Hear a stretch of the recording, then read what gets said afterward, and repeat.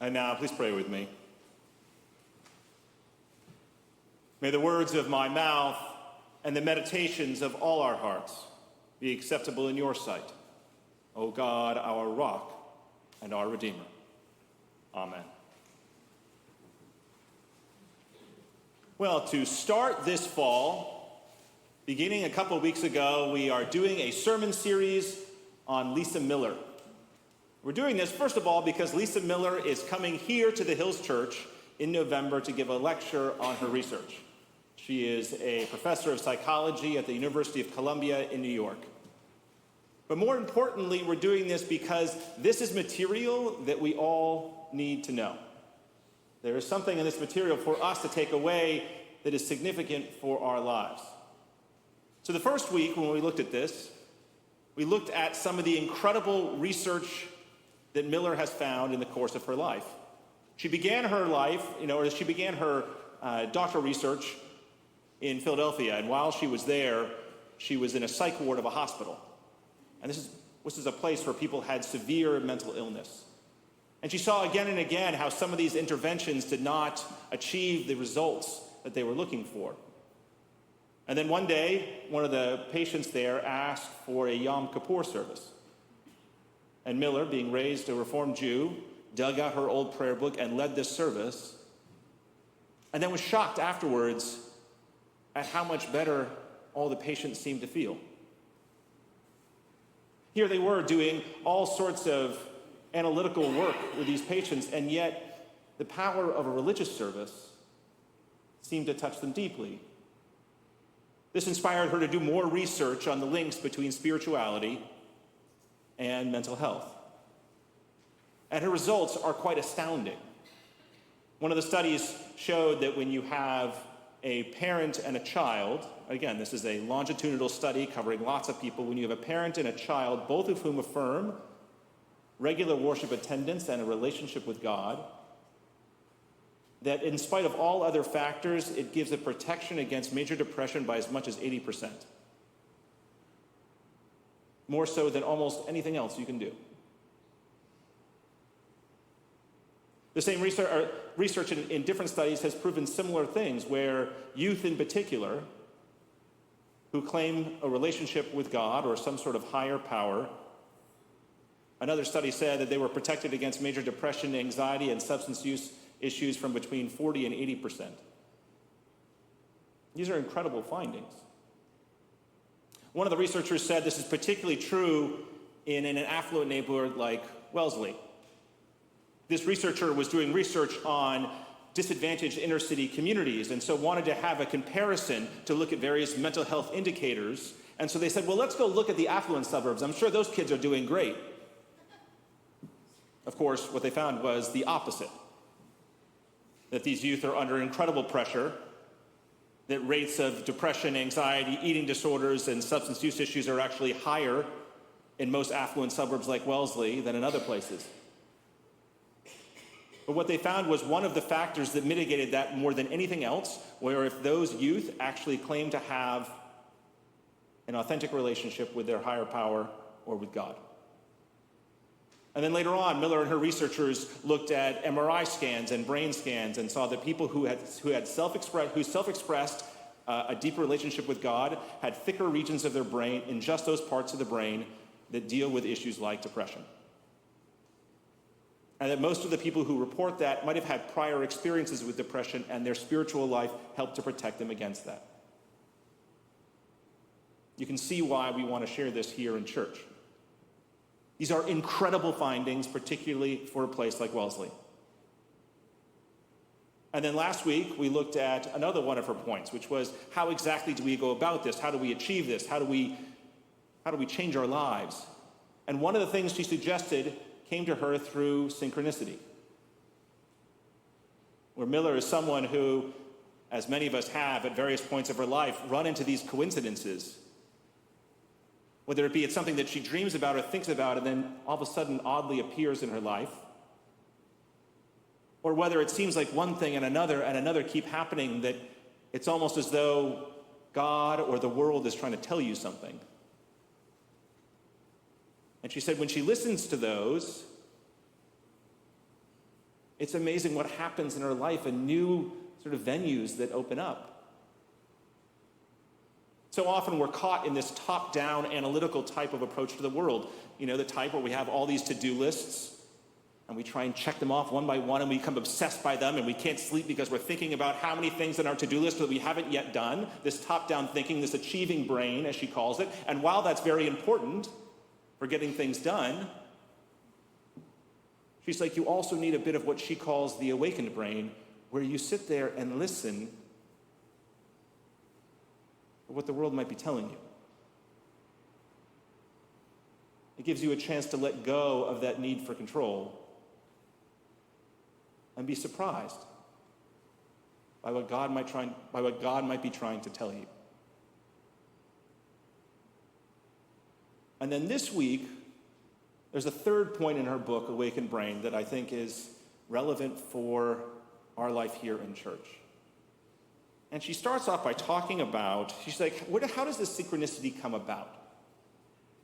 I mean, we know in the early 20th century, we had physicists who were saying, yes, Newtonian classical physics explains the vast majority of occurrences in the world, but not all of them. And it was the but not all of them that led people like Albert Einstein to develop a theory of relativity and quantum physics. And one of the issues in quantum physics that Miller points out, and again, I'm not a physicist here, so those who know about physics can fill me in afterwards. She brings up this issue in quantum physics known as entanglement, where it turns out that small particles, we're talking electrons or quarks or other particles, when they are created together, even when they're separated, display complementary characteristics that seem to defy scientific explanation. So often we need to have something like, I push on this and I can feel it. You know, there needs to be some direct occurrence for something to happen. And yet in quantum physics, there is this phenomenon known as non-locality, where if there is this link between electrons, even when they're separated, they still demonstrate a very clear link with one another. Something's going on that our current understanding of science can't quite explain. And Miller says, well, perhaps something that's going on there is one of the things that leads to synchronicity. Coincidences that happen that really defy any range of probability. And as she digs deeper, she says, this also might explain some of the incredible connections that can form between human beings. I'm sure you've all had the experience where there's someone that you love, someone you deeply care about, and somehow you feel in your soul that something's not right, even though they're not near you. And then you call up or send them an email, and it turns out that you were correct. You had some sort of premonition that led you to believe that, and that premonition turned out to be true. Miller talks about research where when you have two people in a room together and they spend 20 minutes meditating and focus intentionally on caring for the other person, that electronic brain scans have shown that you end up having your brain sort of electromagnetic waves. Again, the scientists are going to kill me after this one. Sorry about this. That they end up syncing up merely by having this intentionality as you sit next to each other. And then when you put people in different rooms, that sync lasts for a period of time afterwards before your brains go back to their normal rhythms. And the same researcher, I think this is remarkable, had these people, once they were synced up, put in different rooms and then flashed a light at one of the participants. And a quarter of the time, the response to the light was registered by someone in the other room. Something's going on here. You have situations where when people express love and empathy for one another, when, let's say, a couple that loves one another are holding hands and attempt to show intentional empathy for the other person, and then that person's in pain, it actually reduces the pain level, the reported pain level of that other individual. And this can even happen when people are not in the same room. There's something going on here, some sort of relational connection that's going on here that is significant. One researcher showed that as people are together and meditate together and pray together, that their brains become more in sync. And actually that effect is magnified when you have more people in a room. This is one of these great arguments for Sunday morning worship. We get to all link up during prayer time, pray together. Now again, I encourage you to read Miller's book. Read The Awakened Brain, look at this scientific reporting, and let me know what you think. Now, our text for this morning is one of the famous ones in the New Testament, the feeding of the 5,000. Here's a good trivia question for those of you who are Bible geeks. The feeding of the 5,000 is one of the only passages that shows up in all four Gospels. It also shows up twice as the feeding of the 5,000 and 4,000 in the Gospels of Mark and Matthew.